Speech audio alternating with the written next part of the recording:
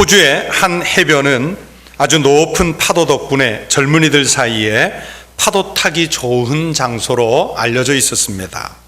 그러나 파도가 워낙 거세다 보니까 그 파도 타기를 하다가 파도에 휩쓸려서 익사하는 사고가 종종 일어났답니다.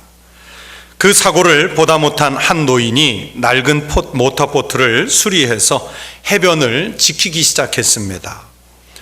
파도 타기를 하다가 익사 위기에 빠졌던 많은 젊은이들이 이 노인분의 구조를 받아서 생명을 건졌습니다. 노인은 해변에다가 작은 움막을 지어놓고 그곳에서 바다를 바라보면서 파도 타는 청년들을 도와줬습니다. 노인의 이런 선행이 세상에 알려지면서 노인을 돕겠다는 자원봉사자들이 몰려왔고, 또 그 일에 필요한 후원금이 이제 많이 들어오기 시작했습니다. 노인이 바다를 응시하던 그 초라한 움막은 현대식 건물이 되었고, 그리고 그분이 사용하던 낡은 모터보트 대신에 구조 장비는 최신식으로 바뀌기 시작했습니다. 이 유명한 노인을 만나기 위해서 지역 정치인들이 찾아오고, 또 구조돼서 살아난 젊은이의 가족들이 감사 인사를 하기 위해서 방문을 했습니다. 노인은 늘 언제든지 바다에 뛰어들 수 있도록 수영복만 입고 있었는데, 이제 찾아오는 손님들이 많아지니까 그 손님들을 맞이하기 위해서 정중한 복장을 갖추고 있어야 됐습니다. 찾아오는 손님들을 위해서 식사를 대접할 식당이 필요하게 됐고, 먼 곳에서 온 사람들은 하루라도 묵어갈 수 있는 숙소를 만들게 됐습니다. 그리고 초라했던 움막은 이제 그 해변에서 유명한 클럽이 되었습니다. 이 노인은 이제 더 이상 물에 들어갈 수가 없었습니다. 찾아오는 방문객들에게 자기가 왜 이 일을 시작하게 됐는지 설명을 해야 됐고, 죽어가는 생명을 어떻게 구조했는지 그 사례들을 설명하느라고 바빠져서 바다를 바라보고 있을 시간이 없어졌기 때문입니다. 노인은 온종일 찾아온 손님들과 식사를 해야 했고, 기념사진을 같이 찍어줘야 했고, 그리고 이제 커진 그 시설물을 관리해야 했습니다. 이제 그 해변에는 사람은 전혀 구조하지 않는 해변 군환자 멤버십 클럽만 남아있게 됐습니다.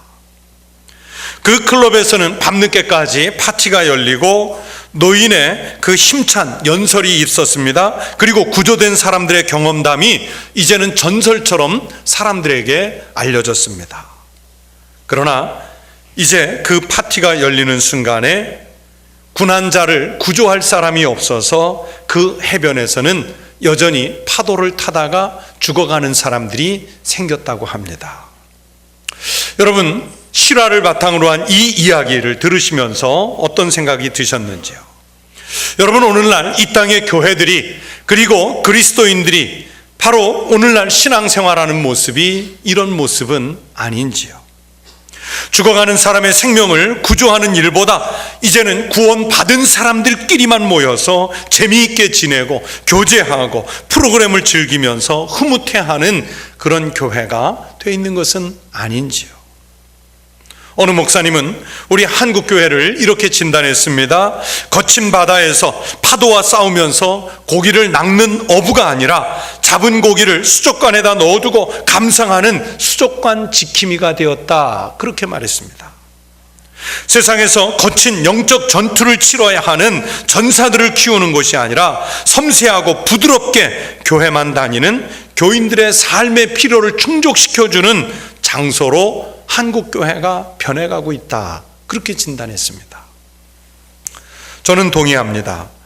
여러분, 우리 한국교회가 사람이 없고 돈이 없고 좋은 프로그램이 없어서 오늘날 위기를 맞았다, 그렇게 생각하지 않습니다. 교회가 구원선 그 역할을 제대로 하고 있지 않기 때문에 교회가 오늘날 위기를 맞은 것입니다. 여러분, 교회가 이 세상에서 왜 존재해야 한다고 생각하십니까? 하나님께서 교회를 존재하게 하시는 그 목적을 분명히 알아야 우리가 바른 교회를 세워가고 그리스도인으로서 그 존재 목적에 맞는 신앙생활을 할 수 있을 것 아니겠습니까? 오늘 본문으로부터 시작되는 사도행전은요, 초대교회가 어떻게 생겨났고 어떤 방법으로 부흥했으며 어떻게 복음을 전도하고 선교하는 교회가 되었는지를 말씀해 주시는 책입니다.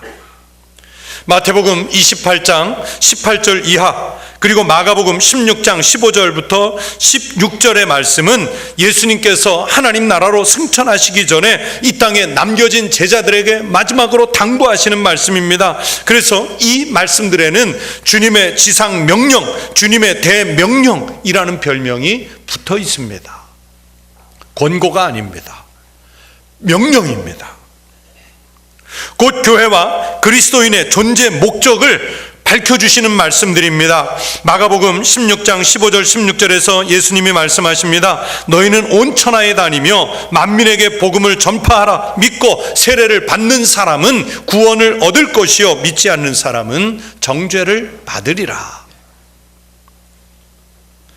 여러분, 예수님께서 마지막으로 우리에게 주시는 명령이 뭐냐면 사람의 생명을 살리는 일을 하라는 말씀입니다. 여러분, 그것이 바로 교회의 일이고 여러분, 그것이 바로 그리스도인이 해야 할 일이라는 말씀입니다. 오늘날 세상은요, 여러분, 우리가 느끼고 있는 대로 교회에 대해서 그렇게 호의적이지 않습니다.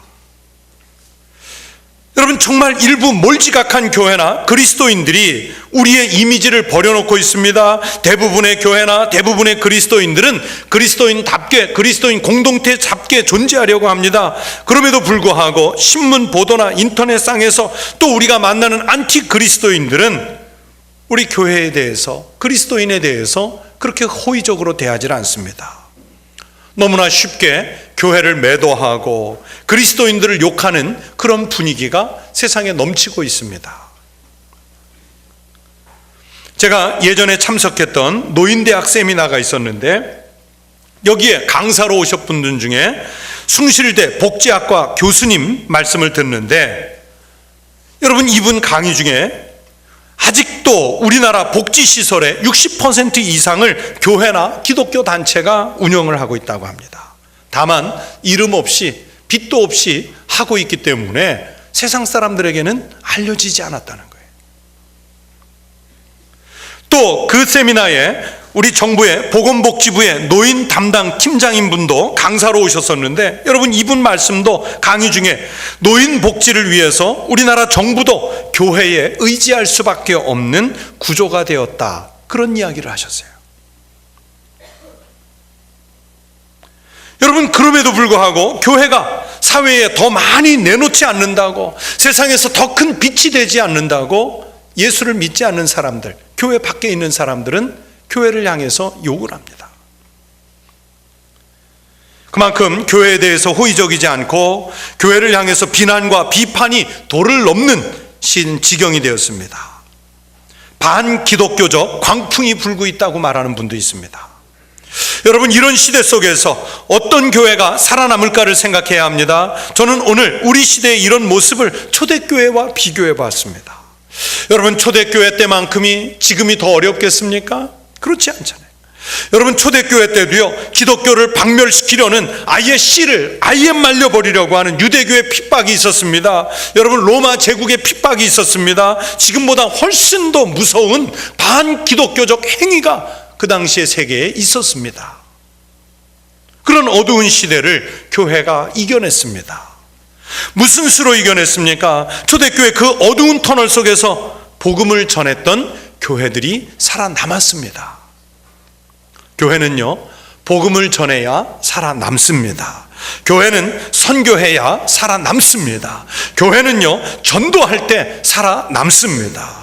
초대교회는 복음을 전하는 교회였고 복음을 전하는 사명으로 지탱하는 교회였습니다. 성령의 역사가 일어나는 곳에는 반드시 복음을 증거하는 증인의 삶이 있었습니다. 성령께서 교회와 성도들에게 임재하시는 제1의 목적은 바로 생명을 살리는 은혜를 주시기 위해서입니다. 진정한 부흥은 성령님의 역사에 의존해야 하는 것이고, 하나님이 그 영으로 채워주실 그 갈망, 하나님의 은혜로 우리가 더욱 뜨거워지려는 그 열망, 이게 있어야 하고, 그 열망으로 인해 내 인생을 바꾸고 그 바꾼 인생의 행로를 복음을 전하는 일에, 투자하는 일에 일하는 사람이 생길 때 여러분, 교회가 진정으로 성장할 수 있게 됩니다. 초대교회처럼 성령의 역사로 인한 부흥이 오늘도 있어야 합니다. 그래야 교회가 미래에 희망이 있습니다. 요즘 우리나라에서 자살로 인한 사망이 암으로 인한 사망이나 심장질환으로 인한 사망 다음으로 많을 만큼 많다고 합니다. 여러분, 왜 그렇게 사람들이 스스로 죽습니까? 왜 그렇게 많은 사람들이 스스로 목숨을 포기합니까? 우리가 그런 사람들에게 너무나 쉽게 편하게 그렇게 죽을 거면 그 죽을 힘으로 살아라 라고 말은 할 수 있겠지만, 여러분, 그 진짜 죽는 사람들은요, 그렇게 살 힘이 없어서 죽는 거예요. 그렇게 살 용기가 없어서, 의지가 없어서 죽는 거예요. 유명한 기독교 철학자 키에르케고르는 죽음에 이르는 병이라는 그 유명한 책에서 죽음에 이르는 병은 절망, 즉 희망이 끊어진 상태가 죽음이라고 말했습니다. 그래서 인간은요, 죽지 않기 위해서 늘 끊임없이 단기적인 것이든 장기 것이든 소망을 만들어가면서 삽니다. 이번에 적금이나 개만 타면 행복하겠다. 아파트 평수를 다음에 좀 크게 늘리면 내가 행복하겠다. 승진하면 행복하겠다. 우리 아이가 대학에 잘 들어가면 내가 행복해지겠다. 그렇게 끊임없이 소망을 만들어가면서 사는 거예요. 20세기 초반 미국의 제일 큰 부자였던, 세계 제1의 부호라고 알려졌던 록펠러에게 한 기자가 물었습니다. 돈을 얼마만큼 가지면 인간이 만족할까요? 세계에서 제일의 부자인 사람에게 묻는 거예요. 돈이 얼만큼 있으면 행복할까요? 만족할까요? 이 질문에 록펠러가 아주 유명한 대답을 합니다. 지금 가진 것보다 조금만 더 가지면 됩니다. 지금 가진 것보다 조금만 더 가지면 된대요. 무슨 뜻입니까? 세상에서 얻는 것으로는 절대로 만족할 수 없다는 뜻입니다. 그럼에도 불구하고 사람들은 이 세상의 것을 소유하는 일을 소망으로 삼고 있지 않습니까? 그러나 이런 소망은요, 한 단계가 이루어지면, 목표한 만큼을 갖게 되면 그래도 진짜 만족을 주지 못해요. 그래서 진짜 만족을 주지 못하는 이 소망은 유사 소망, 가짜 소망입니다. 여러분, 많이 가지면 행복할 것 같고 대우받을 것 같고 안전해질 것 같은 마음이 있지요. 그러나 많이 가진다고 해서 행복해지지 않습니다. 여러분, 유명한 말 중에 태양을 본 사람은 촛불에 연연하지 않는다라는 말이 있습니다. 멋있는 말이죠. 태양을 본 사람은 촛불에 연연하지 않는다. 여러분, 이 태양이라고 하는 엄청난 빛 앞에 여러분, 그 작은 촛불이 무슨 힘이 있겠습니까?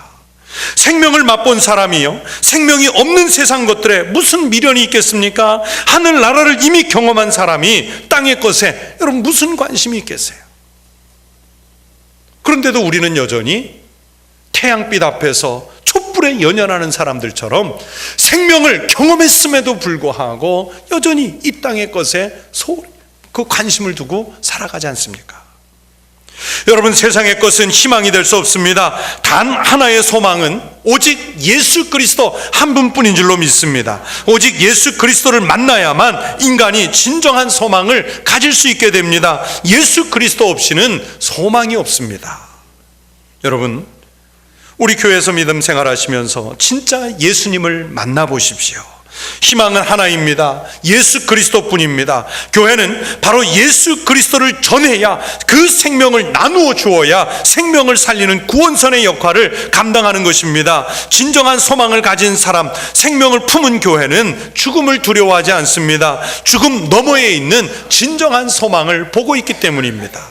120명으로 시작한 초대교회는 바로 그런 사람들의 모임이었습니다. 자신들이 소망의 공동체가 돼서, 생명의 공동체가 돼서 사람들에게 진정한 소망을, 사람들에게 진정한 생명을 나누어 주었던 것이 바로 초대교회였습니다. 어떤 사람들은 교회가 세상의 소망이 되기 위해서는 사회복지를 많이 해야 된다, 구제사업을 많이 해야 한다, 문화사업을 좀 해야 한다 말합니다. 다 옳고 좋은 의견입니다. 저도 목회자로서 적극 그 말에 동의하고 또 우리 교회도 그렇게 하려고 노력하고 있습니다. 그러나 그렇게 하려고 하는 목적이 먼저 분명해야 합니다. 개념이 중요합니다. 성령의 능력을 힘입어서 해야 하는 일입니다. 단지 사회사업 측면에서, 문화사업 측면에서만 해서는 안 되는 일입니다. 성령의 능력으로 교인들의 표정이 변하고, 성령님의 능력을 입어서 교인들이 사용하는 언어가 변하고, 삶의 방식들이 변하는 모습을 보여야 사람들이 교회로 찾아옵니다. 성령의 능력이 없이 사회 봉사를 하고 구제를 하고 문화센터를 아무리 잘해도요, 교회는 힘이 없습니다. 여러분 생각해 보세요. 초대교회가 사도행전 속에서 그렇게 폭발적으로 부흥을 했는데 무슨 문화센터를 했습니까? 사회 봉사가 있었습니까? 세상을 향해서 우리 교회로 꼭 오라고 무슨 큰 홍보 행사를 했습니까? 아니잖아요. 여러분, 교회가 복음을 전하고 생명을 나누어야 한다고 하는 그 열정이 그 교회 공동체 속에 성도들 한 사람 한 사람에게 타올라서 내가 살고 있는 가정 속으로, 이웃 속으로 파고 들어가 그들에게 예수 그리스도의 복음을 전했을 때 세상을 바꾸고 시대를 바꾸고 역사를 바꾸고 오늘까지 수천 년의 그 생명을 전승하는 시작이 되었지 않습니까? 여러분, 세상 사람들, 불신자들이 교회를 향해서 손가락질하고 욕하는 것을 두려워하지 마십시오.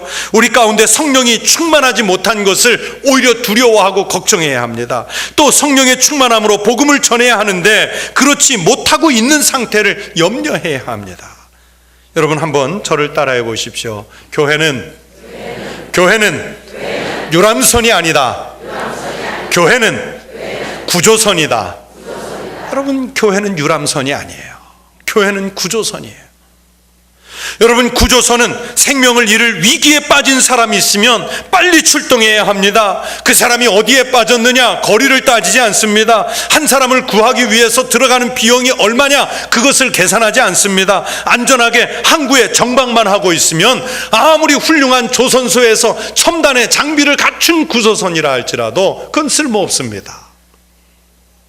낡은 구조선이라도 장비를 제대로 갖추지 못했어도 사람이 한두 명밖에 없는 구조선일지라도 그 구조선은요, 위기에 빠진 사람이 있으면 달려갈 때 구조선으로서의 역할을 제대로 감당하는 것입니다. 여러분, 왜 성령님의 은혜를 그렇게 받으려고 애쓰십니까? 예수 재밌게 믿으려고요? 남들보다 더 우월한 신앙관을 보이려고요? 오늘 성경 말씀 8절 말씀을 깊이 새겨서 들으셔야 합니다. 오직 성령이 너희에게 임하시면 너희가 권능을 받고 예루살렘과 온 유대와 사마리아와 땅끝까지 이르러 내 증인이 되리라. 여러분, 성령님은 복음을 전하는 하나님이십니다. 교회는 죽어가는 사람들과 함께 할 때에 비로소 세상의 소망이 될 수 있습니다. 교회의 본질은 죽어가는 그 영혼을 구조하는 일에 있습니다. 교회의 본질은 사회봉사도 아니고 문화센터도 아니고 교제도 아닙니다. 교회는 영혼을 구원해낼 때 교회가 되는 것입니다. 영혼을 구원하기 위해서 사회봉사도 하고 구제도 하고 문화센터도 하고 친교도 하는 것입니다. 믿지 않는 사람들과 적접점을 마련하기 위해서 그런 일들을 벌이는 거예요. 그래서 학교도 세우고, 그래서 병원도 세우고, 땅끝까지 그래서 선교사님도 보내는 거죠. 여러분, 교회가 이 본질을 잃어버리면 짠맛을 잃어버리는 소금이 됩니다. 교회는 물에 빠진 사람을 구원해야 할 책임이 있습니다. 예수를 모르는 사람들에게 예수님을 전하는 것이 교회의 1차 사명입니다. 여러분, 사도행전을 세밀하게 보십시오. 초대교회 때 이적이 많이 일어났지 않습니까? 여러분도 이런 이적들을 체험하고 싶은 마음이 있습니다. 그런데 초대교회 이적은요, 하나같이 선교하고 전도할 때 일어났습니다. 예수 그리스도의 이름을 나누어 줄 때 일어났습니다. 성전 미문에서 안진뱅이가 일어날 때, 여러분, 사도 바울이 이고니온에서 루스드라에게 불신자들에게 전도할 때 나면서부터 한 번도 걸어보지 못한 사람이 일어날 때는 하나같이 복음을 전할 때였습니다. 예수 그리스도의 이름을 말해줄 때였습니다. 여러분, 그렇게 복음을 전하다가 사도들이 잡혔을 때 옥문이 열리고 또 그들을 묶었던 쇠사슬이 풀리는 역사가 일어날 수 있었습니다. 선교하는 교회, 전도하는 교회, 예수 그리스도의 이름을 말하는 교회에 이런 이적들이 일어나게 될 줄로 믿습니다. 20세기의 가장 유명한 신학자 중에 한 분인 에밀 브루너 박사님은 불은 타고 있을 때만 부리듯이 교회는 선교할 때만이 교회다 그랬습니다. 선교할 때만이 교회다. 저는 우리 청북교회가 죽어가는 영혼을 살리는 교회가 되기를 소망합니다. 선교를 지향하는 교회가 되기를 축복합니다. 우리 청주 지역에 구령의 열정을 불러일으키는 교회가 되기를 축복합니다. 가장 가까이는 우리 가족들에게 여러분 생명을 걸고 복음을 전해 보십시오. 직장 동료들이 그 영혼이 죽지 않도록 그들에게 구원의 손길을 내미십시오. 이웃들에게, 이름도 알 수 없는 우리 이웃들에게 복음의 말씀을 전하십시오. 우리가 미처 알 수 없는 해외의 땅끝이라도 선교의 대상으로 품고 그들에게 복음을 전하는 교회가 될 수 있도록 기도하십시오. 그래서 성경은 성령이 우리에게 임하시면 예루살렘에, 유대에, 사마리아에, 그리고 땅끝에 이르도록 복음을 전하라고 명령하셨습니다. 여러분, 이것이 바로 세상에 희망을 주는 일이며 결국에는 교회가 사는 길입니다. 전도하고 선교하지 않으면 여러분, 교회는 죽습니다. 교회는 생명을 전파할 때 살아나게 될 줄로 믿습니다. 여러분, 지금까지 몇 년간 예수 믿으셨습니까? 지금까지 예수 믿어 오시면서 몇 사람에게 전도해 보셨습니까? 그리고 몇 명의 생명을 구원해 내셨습니까? 이번에 우리가 오직 전도 솔라 에반겔리움을 하면서 1만 시간 기도하고 2,000명을 작정하고 1,000명을 초청해서 200명의 열매를 거둘 목표를 세웠습니다. 우리 성도들이 힘을 합해 열심히 해서 능력이 넘쳐서 더 많이 목표보다 해올 수도 있겠고 또 조금 모자랄 수도 있습니다. 다만 정말 중요한 것은 생명을 구원하기 위해서 구원선을 가지고 죽어가는 사람들에게 달려가야 한다는 사실입니다. 이것이 바로 구조선의 존재 이유이고 교회가 존재하는 이유입니다. 주님께서 우리를 하나님 나라로 부르시는 그 순간까지, 내 생명이 넘어가는 그 순간까지 우리는 이 거룩한 부담을 늘 가지고 살아야 합니다.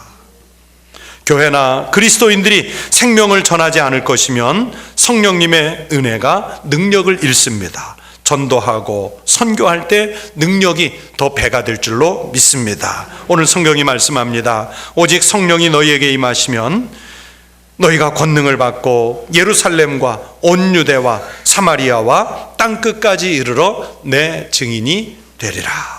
이 말씀대로 살아가는 우리 성도들 되시기를 주의 이름으로 축원합니다.